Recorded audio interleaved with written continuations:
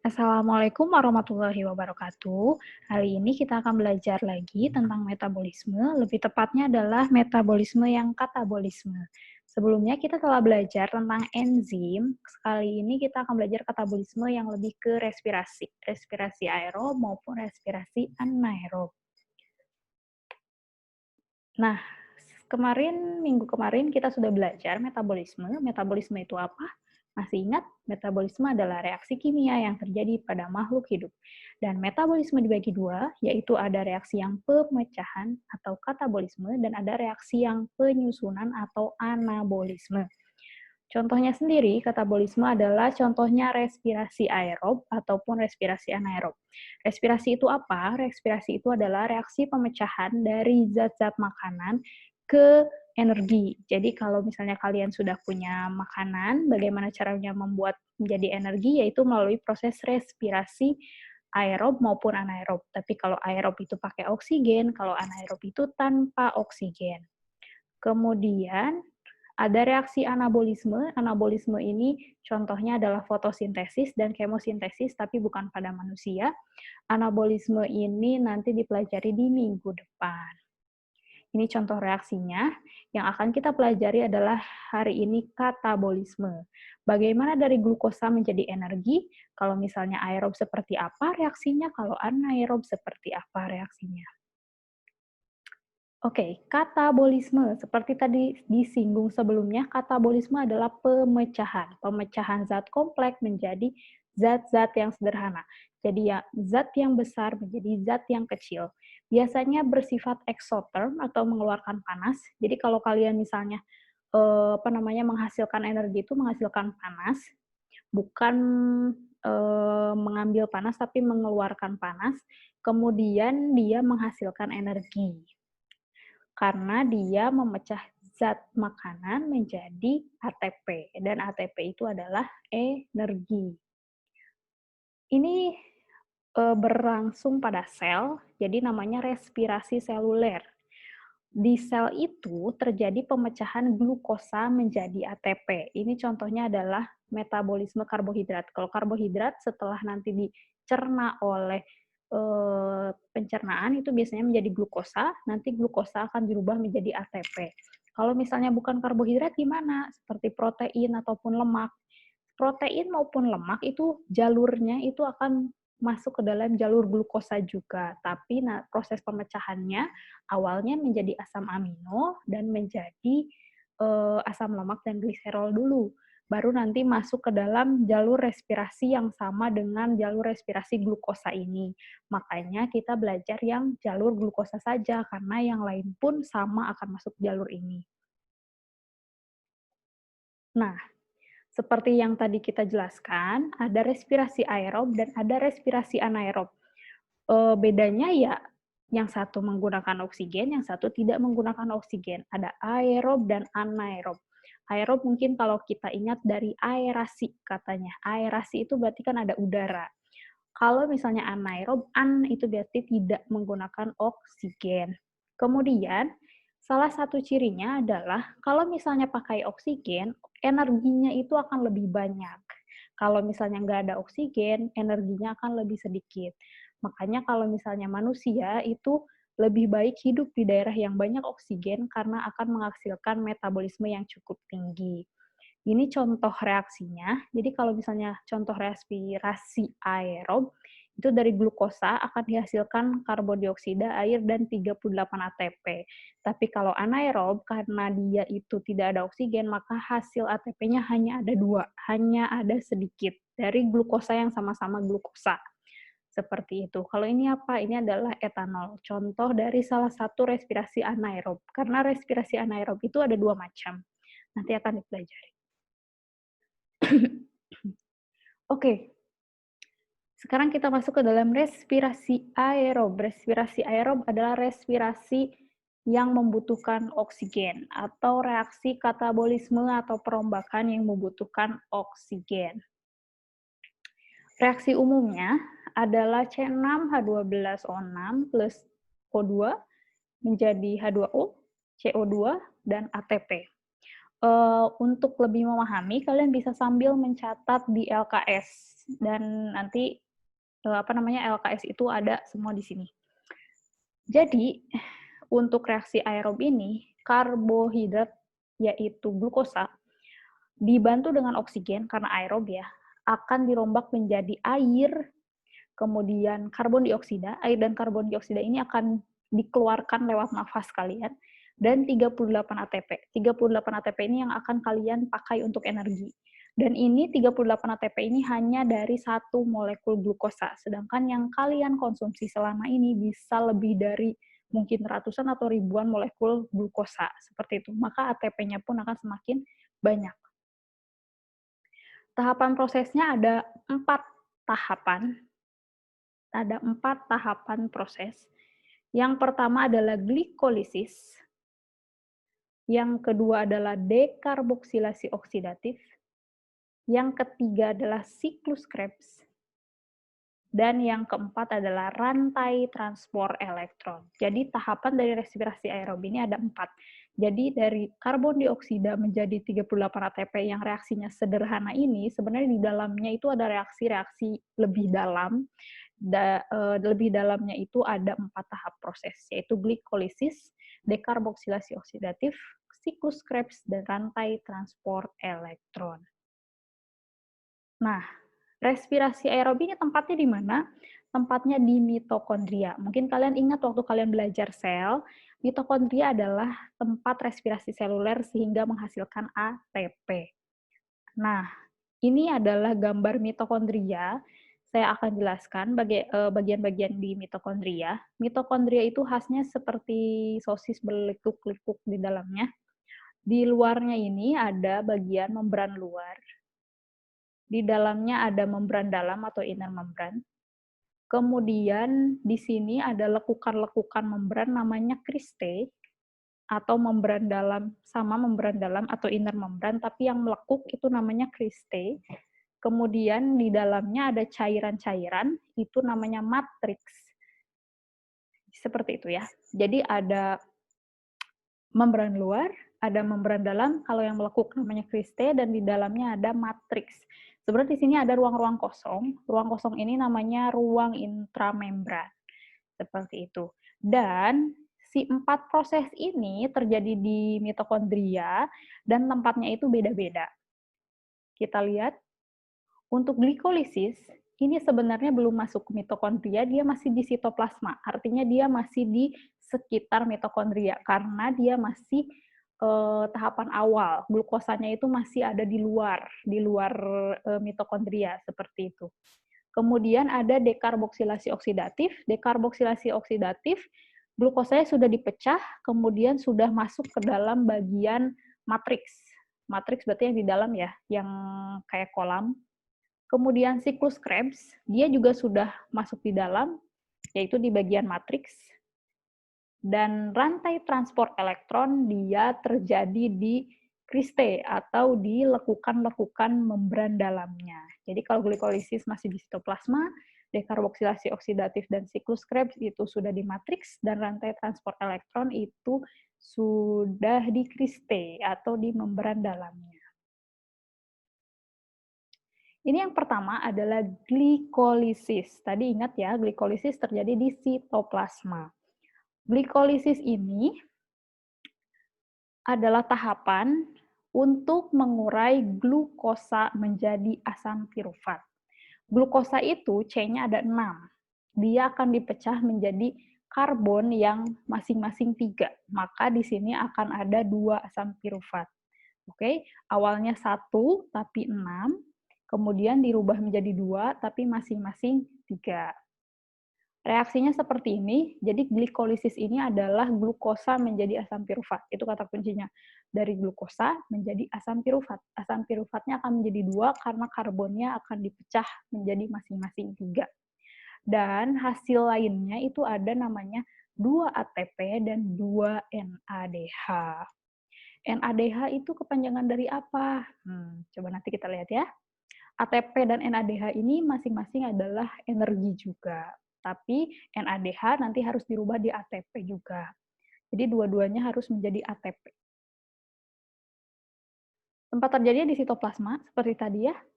ini. Jadi glikolisis ini masih di sitoplasma, masih di sekitarnya. Nah, ini adalah bagan proses glikolisis. Jadi tadi kan reaksinya glukosa menjadi 2 asam pirufat ditambah 2 ATP ditambah 2 NADH. Nah, NADH itu apa? NADH adalah nikotinamid adenin dinukleotid hidrogen. Jadi hanya hidrogen. NADH ini adalah molekul energi juga, tapi kalau misalnya dia mau jadi energi, dia harus dirubah menjadi ATP dulu. Bagaimana dirubah jadi ATP-nya nanti di tahap terakhir di rantai transport elektron. Jadi di sini masih ATP dan NADH. Seperti itu. Nah, ini prosesnya. Prosesnya ada 10 tahapan proses, teman-teman. Dari glukosa, dia dirubah dulu jadi glukosa 6-fosfat, jadi fruktosa, fruktosa 1,6 difosfat. Nah, dari fruktosa 1,6 difosfat, dia mulai dipecah, jadi dipotong. Akhirnya ada 2, ada PGAL. Ini sebenarnya sama ya, rantai kanan dan rantai kiri. Kalau kalian lihat, itu sama, karena dipecah menjadi 2 yang sama-sama. Hasilnya, glukosa ini terakhir itu menjadi asam pirufat yang paling akhir. 2 asam pirufat, karena dibagi 2, jadi ada 2 asam pirufat. Lalu, di sini kalian lihat ada 2 ATP dan 2 NADH. 2 ATP sama 2 NADH dari mana? Kita lihat ya. Ini adalah ATP, ATP, ATP, ATP, ATP. Nah, kalau kalian lihat, di sini ada bentuk ATP menjadi ADP, ada lagi ADP menjadi ATP. Oke, jadi ada perbedaan, ada ATP menjadi ADP, ada ADP menjadi ATP. Di sini ada keterangan, kalau misalnya ATP-nya menjadi ADP, itu tandanya adalah energinya dipakai. Berarti energinya dipakai, bukan dihasilkan. Sedangkan yang ditulis di reaksi ini adalah hasil. Oke, yang di sini adalah hasil. Kalau misalnya ADP menjadi ATP, ini ya, ADP menjadi ADP menjadi ATP, itu akan menjadi energi yang dihasilkan. Di sini, di sini kan ATP sama, ATP menjadi ADP, berarti ini adalah energi yang dipakai, bukan dihasilkan. Di sini juga sebenarnya ada ATP menjadi ADP, ini energi yang dipakai, berarti ada 2 energi yang dipakai. Kalau di sini ADP menjadi ATP, ADP menjadi ATP, ADP menjadi ATP, ADP menjadi ATP. Di sini yang 4 ini adalah energi yang dihasilkan karena di sini ADP menjadi ATP gitu. Jadi kalau dihasilkan menjadi ATP, kalau dipakai ATP-nya yang dirubah jadi ADP. Di sini yang dihasilkannya 4, yang dipakainya 2. 4 dikurangi 2, jadilah di sini hasil yang sesungguhnya adalah 2 ATP. Jadi bukan 6, karena yang 2 ini dipakai, 4-nya dihasilkan. Jadi 4 dikurangi 2, yaitu 2 ATP. Kalau NADH-nya dari mana? Nah, ini. Kalau misalnya ada NAD menjadi NADH, ini lihat panahnya ya, NAD menjadi NADH, itu artinya dihasilkan. Karena di sini ada 2, maka ditulislah 2 NADH. Kalau yang energi dipakai yang NADH menjadi NAD-nya, ada nggak di sini? Di sini nggak ada ya. Jadi, untuk proses glikolisis ini adalah proses untuk menghasilkan 2 asam pirufat dari glukosa dan dia menghasilkan 2 ATP dan 2 NADH. 2 ATP tadi dari mana? Dari 4 dikurangi 2. Kalau 2 NADH ya di situ cuma ada 2, seperti itu. Kalau misalnya ditanya glikolisis itu apa? Glikolisis itu adalah proses perubahan glukosa menjadi asam pirufat.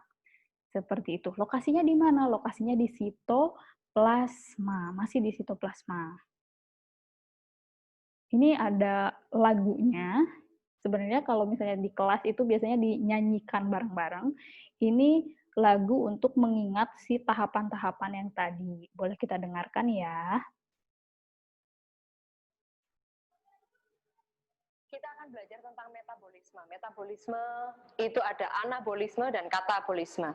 Ini adalah katabolisme. Katabolisme ada dua siklus. Satunya siklus glikolisis dan siklus Krebs. Kita akan belajar siklus glikolisis melalui lagu. Glukosa, glukosa 6 fosfat, fruktosa 6 fosfat, fruktosa 1 6 difosfat, 3 pegal 3 pegal, 1 3 difosfogliserat, 3 fosfogliserat, 2 fosfogliserat, 3 fosfoenol pirufat. Pirufat. Nah, seperti itu ya. Jadi ada lagu untuk mengingatnya. Nah, tadi itu lagunya sebenarnya lagu Balonku. Balonku ada 5. Terus digunakan untuk menghafal tahapan-tahapan glikolisis. Kalau misalnya kita ulang lagi, boleh. Jadi kalian menulis bagannya bisa sambil mengingat-ingat ini agar nanti kalau misalnya ujian bisa gitu. Kan belajar tentang metabolisme. Metabolisme itu ada anabolisme dan katabolisme. Ini adalah katabolisme. Katabolisme ada dua siklus. Satunya siklus glikolisis dan siklus Krebs. Kita akan belajar siklus glikolisis melalui lagu.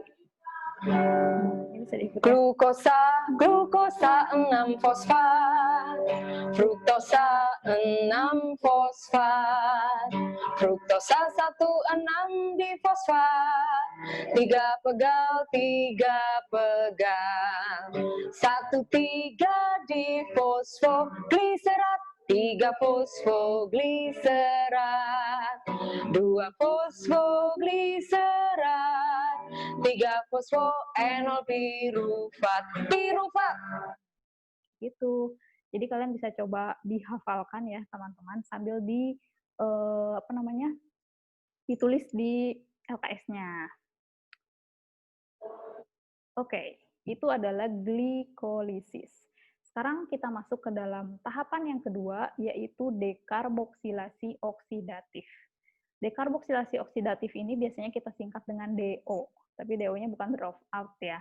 Dekarboksilasi oksidatif atau DO, kalau tadi glikolisis ini tujuannya adalah untuk membuat asam pirufat, kalau di sini asam pirufatnya kita akan rubah menjadi asetil-CoA. Jadi ini adalah tahapan lanjutnya. Jadi glukosa menjadi asam pirufat, kemudian asam pirufat dirubah menjadi asetil-CoA. Di sini 2 asam pirufat tetap menjadi 2 asetil-CoA. Jadi 2 tetap menjadi 2. Kenapa? Karena karbonnya tetap 3, seperti itu. Jadi 2 asam pirufat ini akan dirubah menjadi 2 asetil-CoA, dihasilkan juga energi yaitu 2 NADH, dan dihasilkan juga CO2. CO2 ini yang nanti akan dihembuskan lewat nafas kalian, seperti itu. Tempatnya di mana? Tempatnya di matriks mitokondria. Jadi dia sudah masuk ke dalam matriks. Kalau tadi glikolisis di sitoplasma, kalau ini sudah masuk ke dalam matriks. Reaksinya seperti apa? Jadi asam pirufat, ini ada 2 ya, karena ada 2 asam pirufat. Kemudian dia akan dirubah menjadi asetil-CoA, karena masuknya CoA, kemudian dikeluarkannya CO2, dan NAD menjadi NADH. Jadi kalau ada NAD menjadi NADH, H-nya masuk, itu adalah dihasilkan. Jadi dihasilkan NADH. Tapi kalau dipakai NADH-nya menjadi NAD, H-nya dikeluarkan. Itu namanya dipakai. Tapi kalau NAD jadi NADH, itu dihasilkan. Seperti itu. Di sini hasilnya adalah asetil-koenzimnya ada 1, ada 2, kemudian di sini NADH-nya ada 2, karena ini ada 1, ada 2, CO2-nya juga ada 2, 1, 2, seperti itu. Jadi hasilnya adalah 2 asetil-CoA, 2 NADH, dan 2 CO2. Yang ketiga adalah siklus Krebs. Kenapa namanya siklus Krebs? Karena dia ditemukan oleh Hans Krebs namanya. Jadi ini tuh nama orang, makanya Krebs-nya harus besar, K-nya harus besar. Tapi bukan Eugene Krebs juga ya, teman-teman. Nah, kalau misalnya tadi DO itu merubah asam pirufat menjadi asetil-CoA, kalau di sini asetil-CoA-nya yang kita rubah lagi. Asetil-CoA-nya yang sudah dihasilkan kita rubah, sebenarnya dirubahnya itu siklus. Jadi dia itu siklusnya ini menghasilkan, tujuannya adalah untuk menghasilkan energi berupa NADH dan FADH. Ada juga ATP-nya. Tempatnya itu adalah di matriks mitokondria, dan reaksinya adalah ini. Jadi dari 2 asetil-CoA yang sudah dihasilkan dari DO, itu akan dihasilkan 4 CO2, 6 NADH, 2 FADH, dan 2 ATP. Ini yang merah ini semua energi. Tapi nanti perlu dirombak menjadi ATP. Jadi kalau ATP ya tetap ATP, tapi kalau NADH dan FADH nanti akan dirubah menjadi ATP di rantai transport elektron, yaitu di tahapan selanjutnya.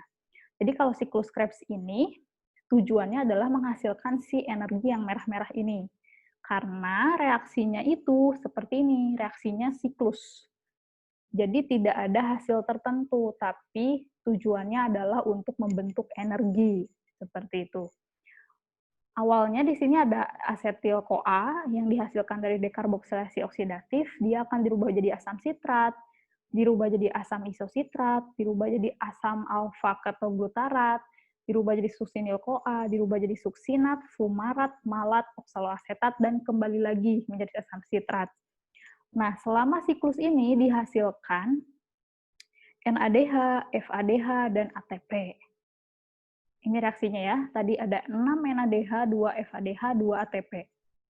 NADH-nya di sini ada 3. Kenapa di sininya ada 6?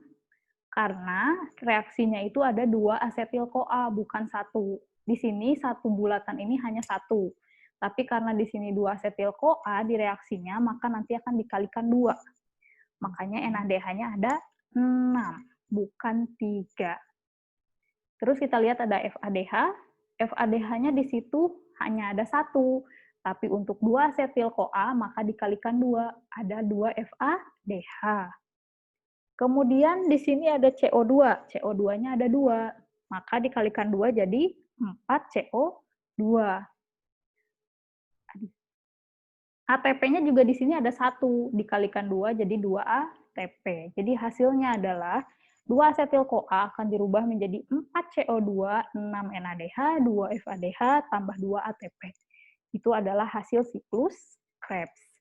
Siklus Krebs ini sering digunakan oleh para research and development orang-orang kimia yang misalnya dia mau menghasilkan asam sitrat nih, misalnya untuk bahan kimia asam sitrat sering dipakai ya.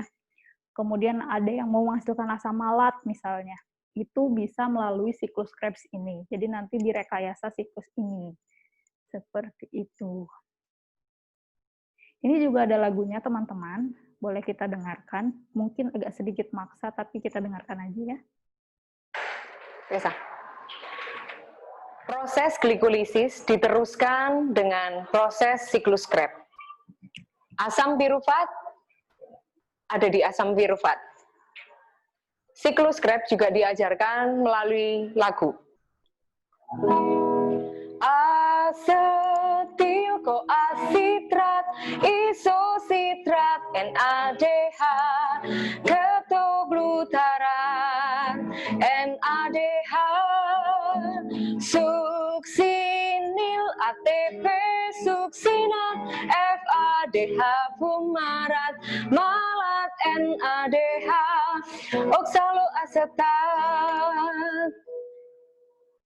Nah, seperti itu ya. Jadi ada lagunya juga untuk menghafalkan si siklus Krebs. Nanti saya akan attach videonya juga untuk kalian bisa pelajari. Nah, itu tadi siklus Krebs. Jadi tadi kita sudah belajar 3 tahap, ada glikolisis, ada dekarboksilasi oksidatif, ada siklus Krebs, dan yang keempat adalah transport elektron atau rantai transport elektron. Rantai transport elektron ini adalah fungsinya adalah kita merubah si NADH dan FADH yang sudah diperoleh dari proses-proses sebelumnya. Jadi kalau dihitung-hitung tuh tadi dari glikolisis, dekarboksilasi oksidatif, dan siklus Krebs, ternyata dihasilkan 10 NADH dan 2 FADH. Nah, 10 NADH dan 2 FADH itu akan dirubah menjadi ATP di rantai transport elektron ini. Jadi tujuannya adalah untuk merubah NADH dan FADH menjadi ATP. Nah, gimana cara merubahnya? Cara merubahnya itu nanti si H+H+ yang ada di NADH dan FADH ini, jadi nanti berubah menjadi NAD dan FAD karena H+-nya udah dipecah. Nanti ketika dia dipecah, itu akan menghasilkan elektron. Elektronnya itu akan dibawa ke satu kompleks lainnya dan mengaktifkan enzim namanya ATP sintase untuk membuat ATP.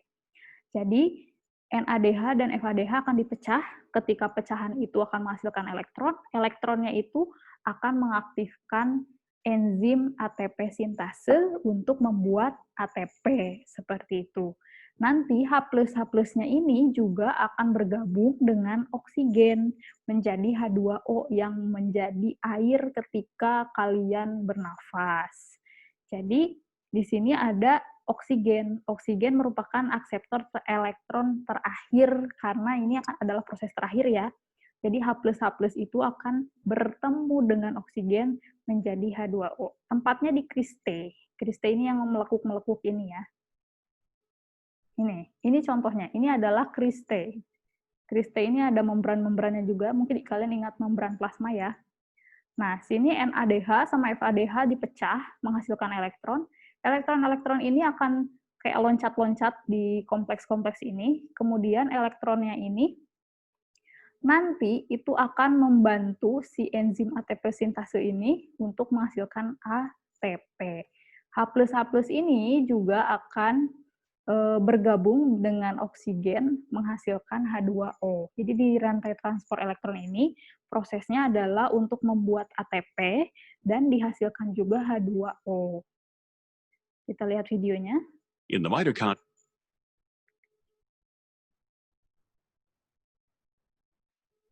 the energy stored in NADH is used to generate a proton gradient across the mitochondrial membrane, and the energy of the proton gradient is used to make ATP. When glucose is Nah, ini ada FADH dan ada NADH. Kalau tadi NADH itu nikotinamid adenin dinukleotid hidrogen, kalau FADH itu flavin adenin dinukleotid hidrogen. Bedanya apa? Bedanya nanti hasil energinya beda. during glycolysis and the Krebs cycle, the coenzymes NAD and FAD are reduced to NADH and FADH2. Inside the mitochondrial matrix, the electrons from NADH are transferred to the electron carrier coenzyme Nah, ini H+-nya keluar, elektronnya akan dibawa-bawa. Q by NADH dehydrogenase, and the protons are transferred across the membrane. Nah, ini ada namanya NADH dehidrogenase. Ini adalah enzim untuk merubah NADH. To the intermembrane space. Coenzyme Q carries the electrons to the cytochrome BC1 complex. As the electrons move from the BC1 to cytochrome C, more protons are carried from the inside to the outside of the membrane. Electrons are also transferred from FADH2 to coenzyme Q, with the protons being transferred across the membrane. Cytochrome C transfers electrons to the cytochrome C oxidase complex. Protons are also transferred to the outside of the membrane by the cytochrome C oxidase complex. The cytochrome oxidase complex then transfers electrons from cytochrome C to oxygen. The terminal. Nah, ini ya, jadi tadi tuh H+-nya dikeluarkan, elektronnya ditransfer, terus di sini ada oksigen juga, merubah jadi H2O. The transfer of protons to the intermembrane space generates a proton motive force across the inner membrane of the mitochondria. Since membranes are impermeable to ions, the protons that re-enter the matrix pass through. Nah, di sini H+nya akan membantu merubah ATP. The energy derived from the movement of these protons is used to synthesize ATP from ADP and phosphate. Formation of ATP by this mechanism is referred to as oxidative phosphorylation. Gitu. Jadi, untuk tahap rantai transport elektron ini, FADH dan NADH akan dipecah, H+-nya akan keluar, elektronnya akan ditransfer, makanya namanya rantai transport elektron.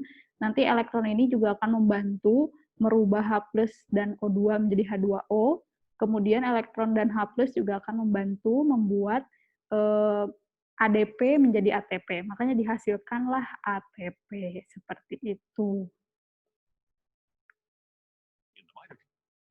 Nah, jadi tadi ingat ya, untuk respirasi aerob itu ada 4 tahap, ada glikolisis untuk menghasilkan asam pirufat, ada dekarboksilasi oksidatif untuk menghasilkan asetil-CoA, kemudian ada siklus Krebs untuk menghasilkan energi-energi seperti NADH dan FADH, kemudian energi-energi tersebut akan dirubah menjadi ATP di rantai transport elektron. Ini reaksi umumnya ya, glukosa, oksigen, H2O, CO2, dan 38 ATP.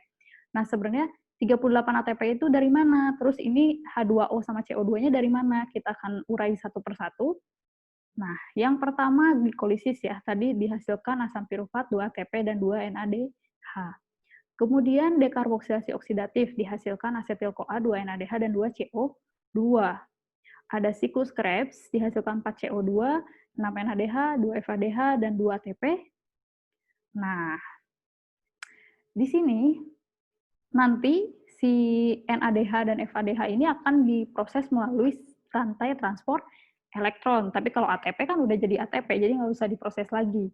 Di sini ada perhitungannya juga. Kalau NADH itu setara dengan 3 ATP.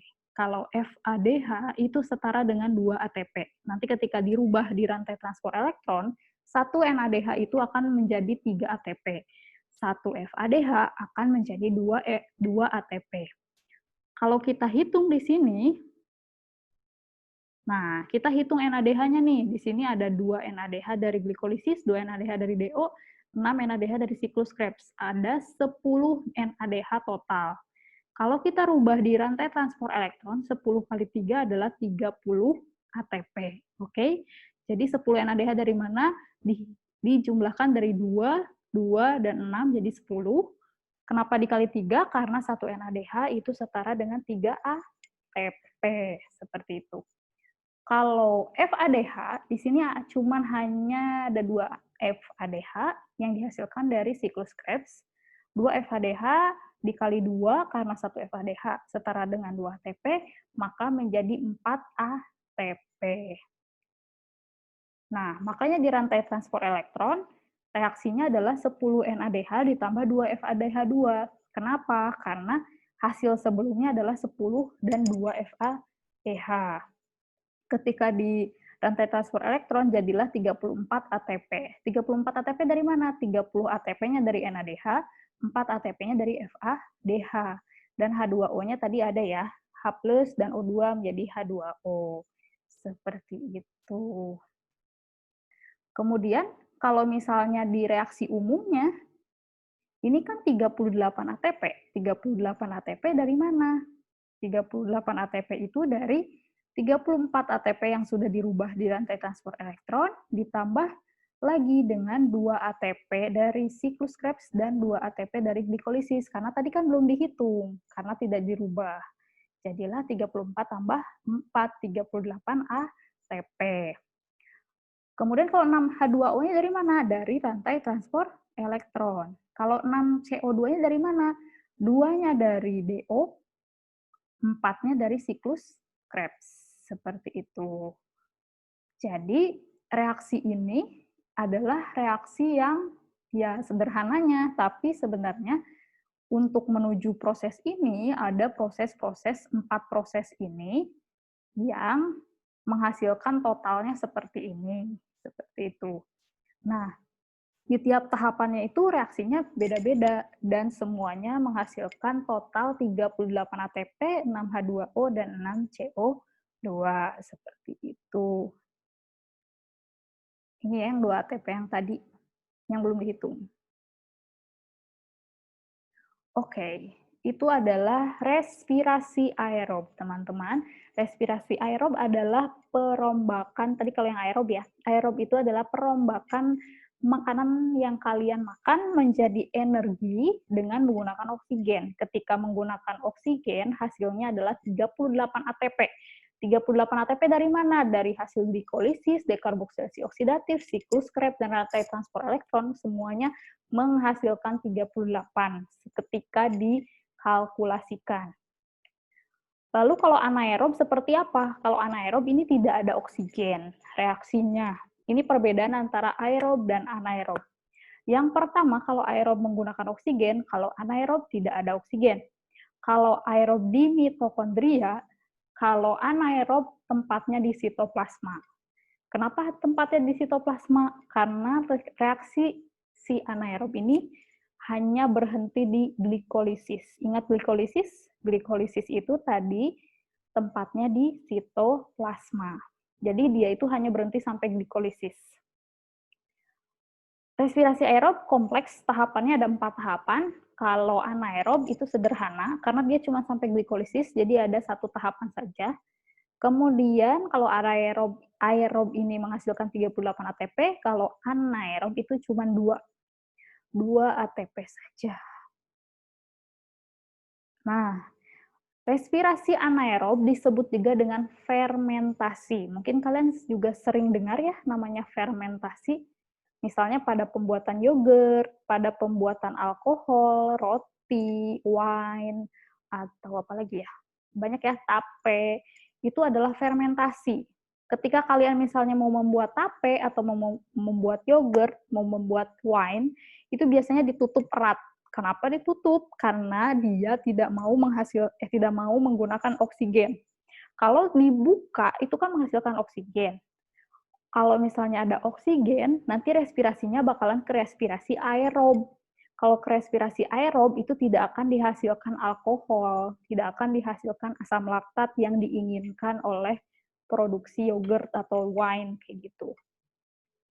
Nah, si fermentasi ini ada 2, ada fermentasi asam laktat dan ada fermentasi alkohol.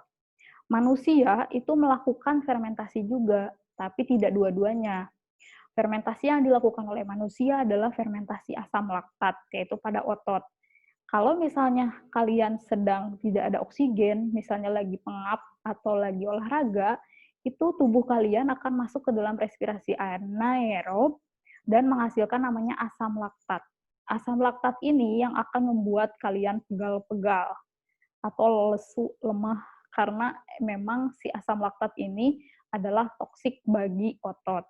Seperti itu. Kalau misalnya buat yogurt, asam laktat malah bagus, karena dia akan memberikan cita rasa yang enak gitu. Kemudian kalau misalnya fermentasi alkohol, ini untuk menghasilkan etanol. Reaksinya mirip, cuman ada beda sedikit. Tadi di awal saya jelaskan bahwa si respirasi anaerob ini terjadi hanya dalam satu tahap, yaitu glikolisis. Jadi dia terjadi di sitoplasma. Glikolisis, ingat, glikolisis itu tujuannya adalah mengubah glukosa menjadi pirufat. Jadi glukosanya dulu dirubah jadi pirufat. Kalau misalnya di glikolisis, itu dihasilkan juga 2 ATP dan 2 NADH juga. Kemudian dari pirufat ini mulai beda nih. Kalau misalnya asam laktat itu langsung dirubah jadi 2 asam laktat, jadi hasilnya langsung 2 asam laktat, tapi proses perubahan asam laktat ini mengakibatkan si NADH-nya dipakai, jadi nggak ada NADH. Seperti itu. Kemudian, kalau misalnya alkohol dari pirufat, dia akan dirubah menjadi asetaldehid. Asetaldehid ini C-nya cuma ada 2, makanya akan ada hasil sampingnya namanya CO2.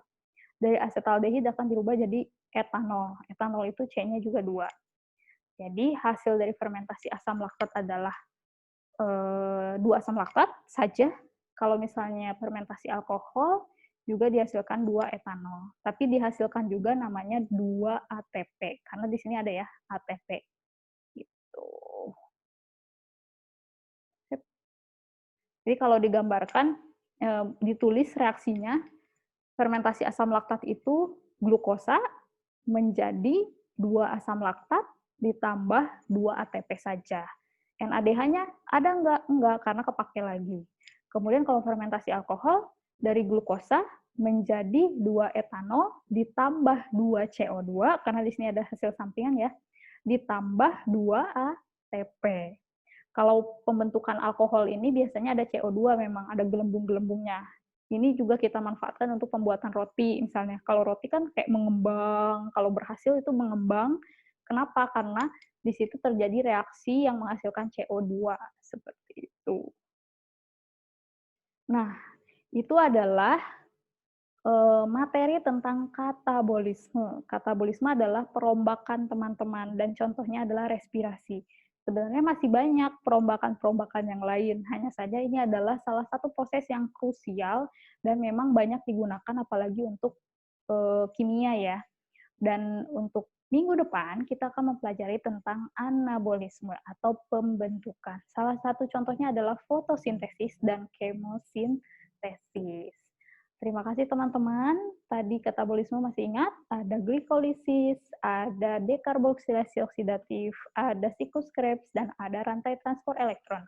Ada juga respirasi anaerob yang hanya menghasilkan 2 ATP saja, dan ada 2 macam, ada fermentasi asam laktat, ada alkohol. Terima kasih semuanya. Sampai jumpa minggu depan. Assalamualaikum warahmatullahi wabarakatuh.